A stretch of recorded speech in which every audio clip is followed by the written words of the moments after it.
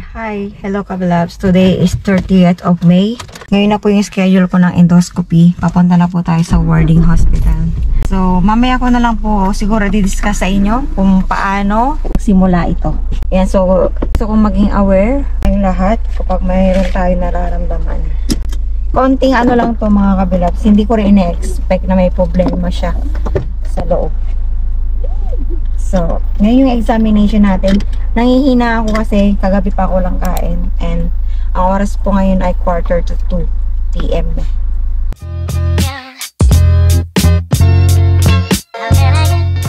Okay, so na-open ko na po ito mga Kabilabs. Gusto ko lang po i-share sa inyo na before the endoscopy, ito yung ibinigay or ito yung kinuha ko sa hospital.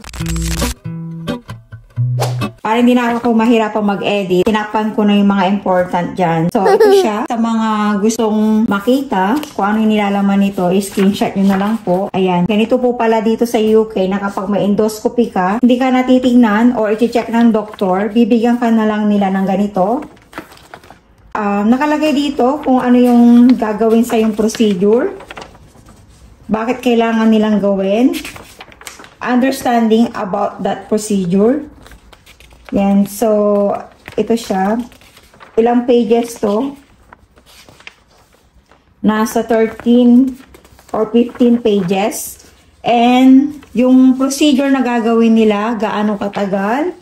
Anong gagawin mong fasting? So, syempre, dahil ang gagawin nila ay endoscopy, kailangan malinis ang ating intestine. So, magpa-fasting po tayo. Nakalagay dyan kung ano yung mga gagawin. So, meron po silang binigay. Libre po ito mga Kabilabs. Powder for oral solution. Nakalagay dito, dose 1, mango flavor. And yung pangalawa po ay fruit flavor din po siya. So, dalawang packages po ito. And, iinumin to 1 day before the examination. So, ang schedule ko po ay 2 PM pa bukas. Kaya mag-i-start po ako ngayon. 7 PM po ngayon. So, ayan, mag-i-start na po tayo. Kaya, basahin na muna natin ito. Ayan. Okay, hi. Hello Kabilabs. Today is 30th of May. Ngayon na po yung schedule ko ng endoscopy. Papunta na po tayo sa Warding Hospital. Mag-pray muna tayo, be. Okay, Heavenly Father, Lord, naway, gabayan mo po kami ngayon sa aking procedure na endoscopy, Panginoon. At sana'y maging smooth at maayos po ang lahat. Ito po ang aming samot-dalangin. In Jesus' name we pray. Amen. Okay, so ang mga parking po dito ay walang bayad kahit hospital man yan. I-press mo lang din. I-press mo. Ayan. So, yung ticket na yan, dapat dala natin yan sa bag natin. Huwag natin iwanan sa kotse. Kasi babayaran natin yan. Babayaran natin to bago tayo bumalik sa sasakyan. Tayo pa-park. Bahan na po. Diyan na lang, diyan na lang. Diyan po kami nagbabayad sa mga, ano na yung machine. So, maghanap muna tayo ng parking. Okay, so nandito na po tayo sa hospital mga Kabilabs. Ang schedule po natin ay 2:15 or 2:15 PM. So, hindi naman tayo late, thanks God. And, idadalhin ko kayo mula sa entrance, papasok sa mismong endoscopy unit. So, malapit na po kami dito sa hospital, mga nasa 14 minutes. And gaya po ng sinabi ko kanina, may mga bayad po ang mga parking dito. I-share ko lang po mga Kabilabs yung fasting na ginawa sa akin. Medyo disgusting, medyo mahirap siya. Kasi nung pagkainom ko ng first dose nung gabi, 7 PM, ay dire-diretso na yung papunta ko sa toilet. So talagang binilang ko siya, nasa 16 times. Kasama na po yung pagising ko sa umaga, ininom ko rin po yung second dose. So, kailangan kapag magpapa-endoscopy tayo, at least 3 days, okay na po yung 3 days na leave natin sa work before the procedure, kasi fasting, and the procedure itself. Tapos yung after, kasi kailangan natin magpahinga. So, ayan, napaka-layo na ng ating nalalakbay. And maraming Pilipino dito mga kabilabs. I-discuss ko po sa inyo maya-maya yung mga ginawa sa akin sa loob. So, ang tawag sa procedure na ginawa sa akin ay gastroscopy, or dun sa bibig, idadaan yung camera sa bibig. And then, gaano siya katagal? Nasa 5 to 15 minutes. And yung sa idadaan sa puwet natin, ang tawag po dyan ay colonoscopy procedure.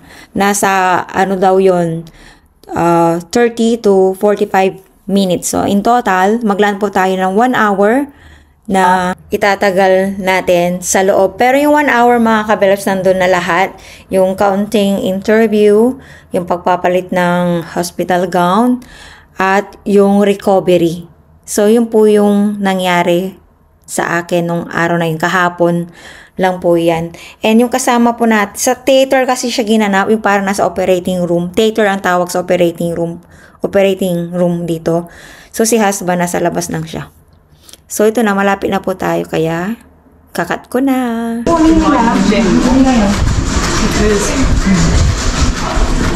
Kanting mo tayo lagi mabango dito. Yun ang gusto ko. Wala man tao dyan sigurado. Tayo na.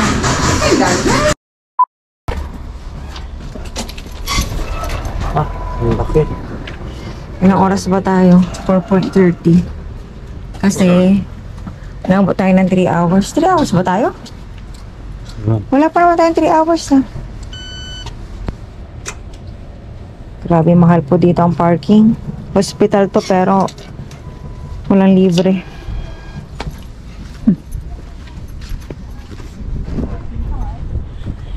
Okay, so pagdating po natin sa sasakyan, explain ko na po sa inyo yung ginawa sa akin.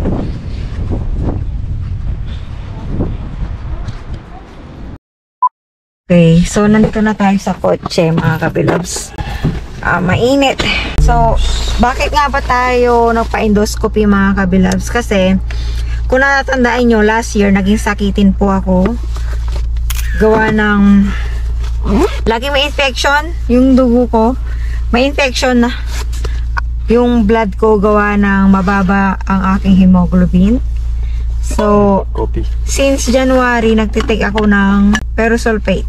May effect pa yung ano yung ginawa sa akin. Kasi nga nilobo. Hindi, uuwi na tayo, be. Hindi, tatapo ang MB. Kaya magkape ka. Magpaano ba? Sa likod kaya ako. Ang init dito Ngayon lang yan.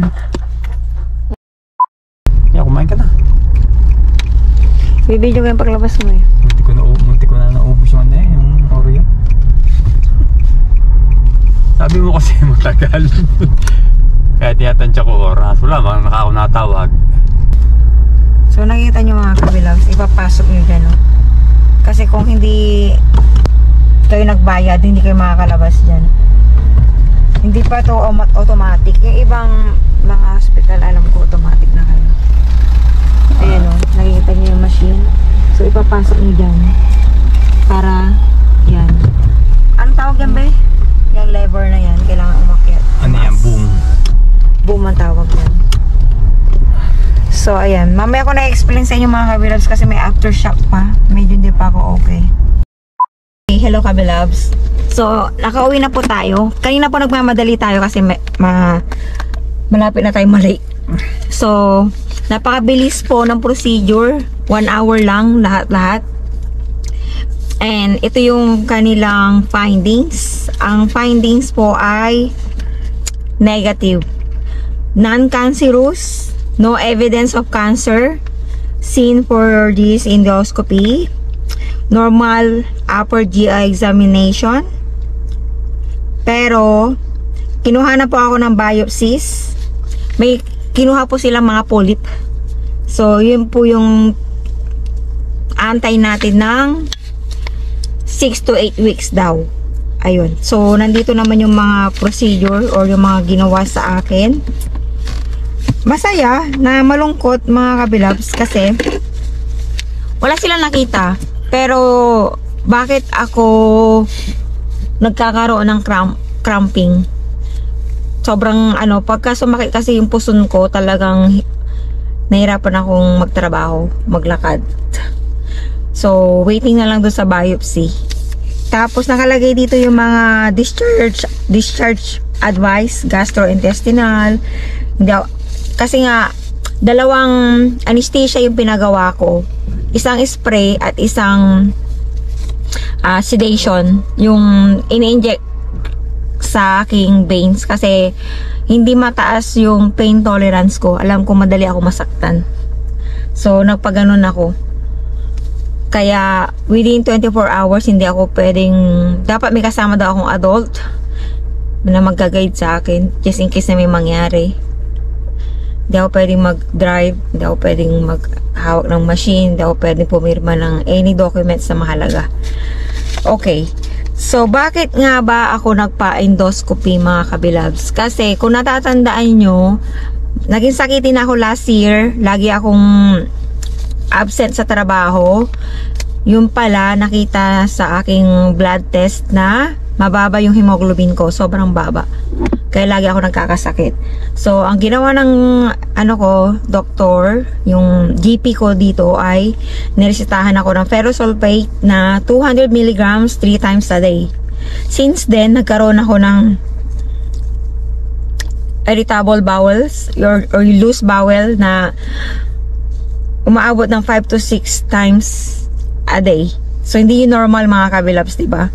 So, hinayaan ko lang yun kasi baka sabi ko side effect lang. So, sinabi ko yun sa GP, sabi ko, is it normal na ganito, ganyan, naglulus bowel ako. So, sabi niya, magpasa daw ako ng picalysis ko. Yung examine daw yung stool. So, napasa ako. Doon na-detect. After namin mag-wales, doon lang ako sinipag na magpasa ng stool. So, nakita nila na may blood. May blood yung aking picalysis. So, baka daw ako ay prone sa cancer or may problema dyan sa loob. Kaya ako in-endoscopy ngayon. So, yun. Doon po yun nag-start. So, ako, masaya ako kasi may mga ganitong test. Kasi naniniwala ako sa prevention is better than cure. Kahit nung nasa Israel pa ako, napakasipag ko magpa-check up. Number 1, kasi binabayaran natin to eh. Di ba nagbabayad tayo ng healthcare? Number 2, yun nga, yung naniniwala ako sa mas maaga na didetect yung sakit, mas naagapan. So, hindi ako yung titiisin ko yung sakit, magpapacheck up talaga ako. Ayun. So, masaya ka ba, be? Na hindi naman, healthy naman daw yung aking bituka? Oo naman. Pero ako hindi ako 100% happy kasi nga, bakit siya sumasakit? Yung baba ng belly. Baka ano din yung side effect din yun ng aking yung ferrosulfate kasi bago nung endoscopy ko kasi, pinahinto sa akin yung ferrosulfate, okay naman. Hindi naman sumasakit. Baka side effect lang. Timo ako, pag nakainom ako ng vitamins, nasakit ang ulo ko, tinigil ko na. Ayun. So, mag-antay na lang tayo, mga kabilabs. Ginawa ko tong vlog na to para maging aware din kayo na kapag may nararamdaman kayo, huwag yun ang patagalin, sipagin nyo. Kumbaga. Huwag yung baliwalain. Oo, kasi libre naman eh. Basta may nararamdaman kakaiba sa katawan, check up agad. Yung test nga pala na ginawa sa akin, mga kabilabs, grabe. Naka-oxygen ako kanina. Ano ba? Puro Pilipina pala yung aking mga nag-assist sa akin. Salamat sa inyo. Buti na lang din nyo ko kilala. Hindi nila ako kilala. Pero nung paglabas ko, nung papunta na ako sa recovery room, may nakakilala sa akin. Di ba ikaw yung nagbablog? Sabi? Oo. So, ayun. So, during the procedure, hindi kasama si husband. Mag-isa lang pala ako dapat. So, yung naka-dressing gown ako, yung ganito, ganyan. Okay naman. Hindi naman siya masakit. Kaya lang, ngayon, after nung procedure, uutot ka talaga kasi pinahanginan yan eh. Ni Lobo, no? Mag-aantay ka muna ng 30 minutes doon sa recovery. At hindi ka nila palalabasin hanggat wala kang sundo. Kasi nga nagpa-sedation ako. Yung turok. Nung habang ginagawa, di ba nakatagilid ka?